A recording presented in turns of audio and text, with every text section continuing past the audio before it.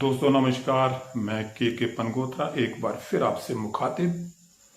और आप इस वक्त पनगोत्रा कंसेप्ट के साथ हैं।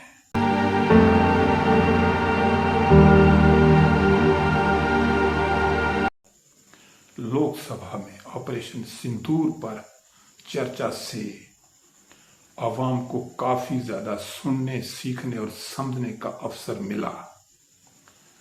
जहां सत्ता पक्ष चर्चा के लिए काफी तैयारी के साथ उतरा, वहीं विपक्ष ने भी देश की जनता को अपनी बौद्धिक सक्षमता और प्रतिपक्षीय दक्षता का नमूना दिखा दिया। आज ये खुद कह रहे हैं कि हमारा मकसद युद्ध का नहीं था। हम पूछना चाहते क्यों नहीं था, होना चाहिए था। आज उन्होंने खुद कहा कि हमारा मकसद जमीन लेने का नहीं था। क्यों नहीं था? पाकिस्तान ऑक्यूपाइड कश्मीर अगर आज नहीं लेंगे तो कब लेंगे? आरोपों प्रत्यारोपों की इस बहस में जो कुछ भी हुआ उसे आम जनता ने मोबाइल, कंप्यूटर, लैपटॉप और टीवी स्क्रीन पर देखा, सुना और समाचार पत्रों में पढ़ा भी होगा। लेकिन सबसे ज्यादा महत्वपूर्ण वो बातें हैं जहां विपक्ष हमलावर रहा और सत्ता पक्ष असहज दिखा। आप कितना भी उत्तेजित बोलें, देश की जनता समझ रही है। ये जो आत्मनिर्भर का नारा है, कहीं ऐसा तो नहीं है नारा कुछ व्यापारियों को लाभ पहुंचाने के लिए हो रहा हो। हमारे सबसे बेहतरीन एयरक्राफ्ट जो नींबू और मिर्च लगा करके जिनकी पूजा की गई थी, वो कितने उड़े थे? हम और सवाल नहीं पूछना चाहते हम आपसे कि सीज फायर किसके दबाव में किया है।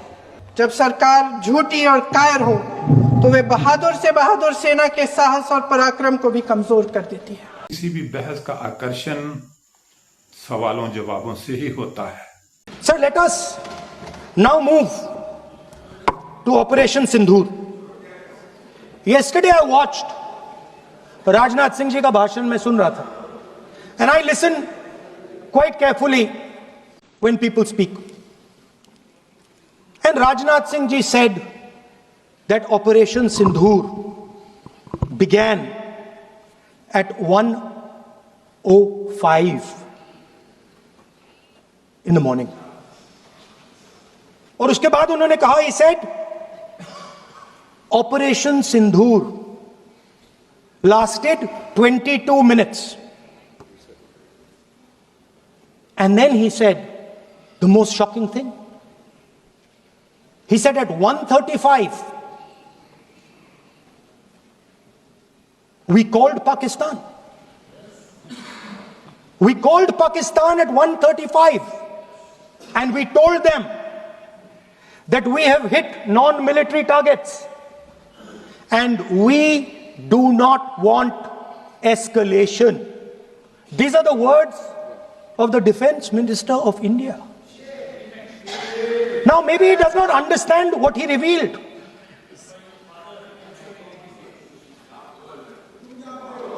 The DGMO of India was told by the government of India to ask for a ceasefire at 1:35 at night itself, on the night of Operation Sindoor. You told the Pakistanis exactly what you would do. You told them that we will not hit military targets. You told them we do not want escalation. मतलब आपने पाकिस्तान को directly अपनी political will बता दी कि आपके पास लड़ने की political will है ही नहीं, कि आप लड़ना ही नहीं चाहते हो। और ये डिफेंस मिनिस्टर ने कहा है, the government of India informed the government of Pakistan that we have no political will. We don't want to fight. We have done this. We have just done this action. Surrender. Immediate surrender in 30 minutes.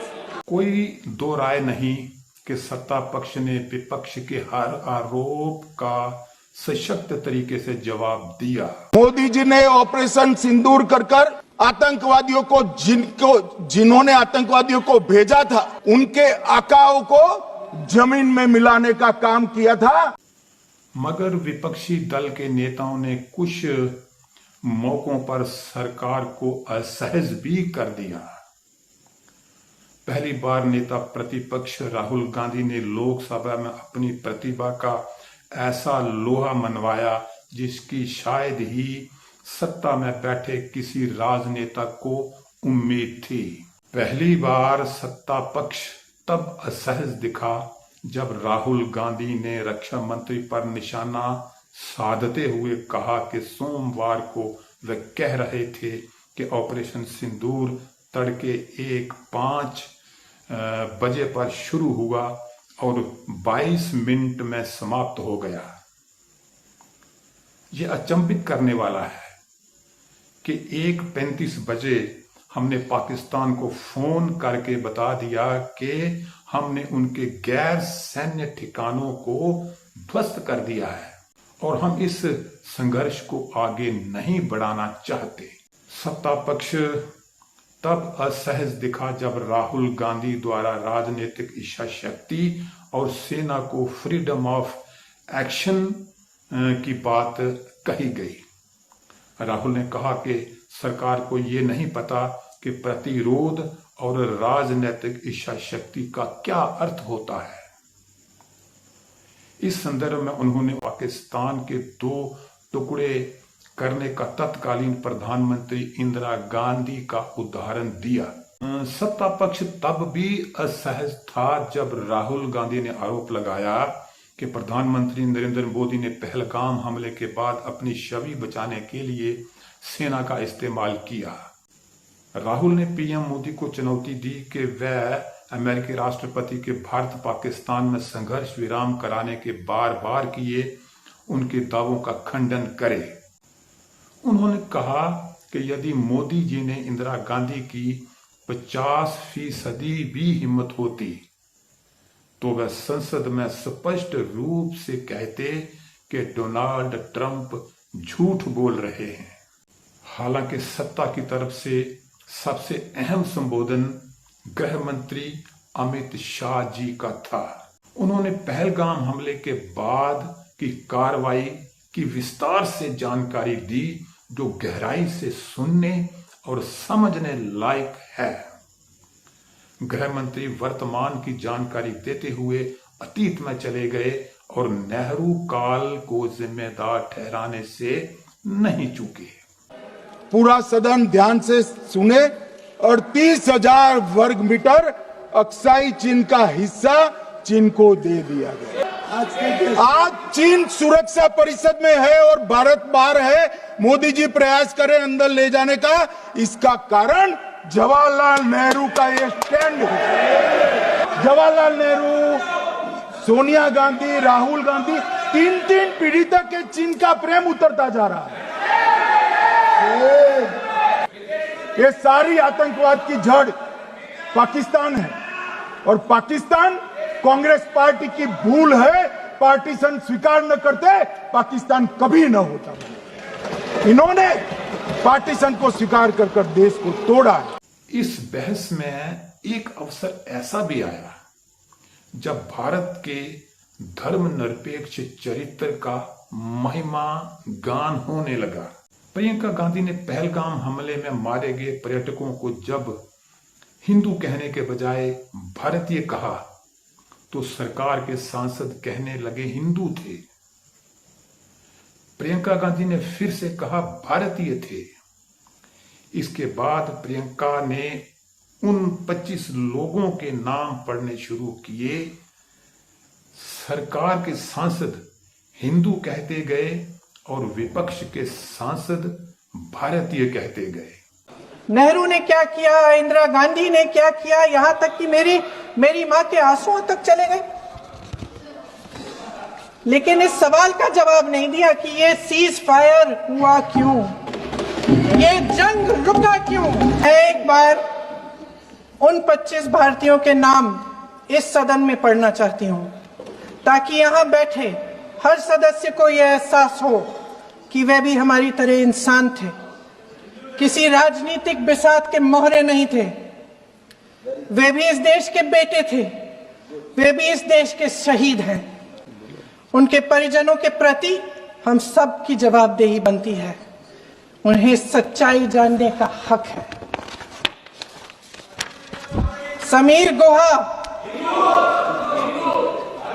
भारतीय, बिट्टन अधिकारी, मनीष रंजन, हेमंत सुहास जोशी, विनय narwhal, सुशील Nathaniel, Atul Shrikant मोने, Syed Adil Hussain Shah, JS. Chandramouli, Yatish Parmar, S. Madhusudan Rao, Pratap गणबोते, Shubham Dwivedi.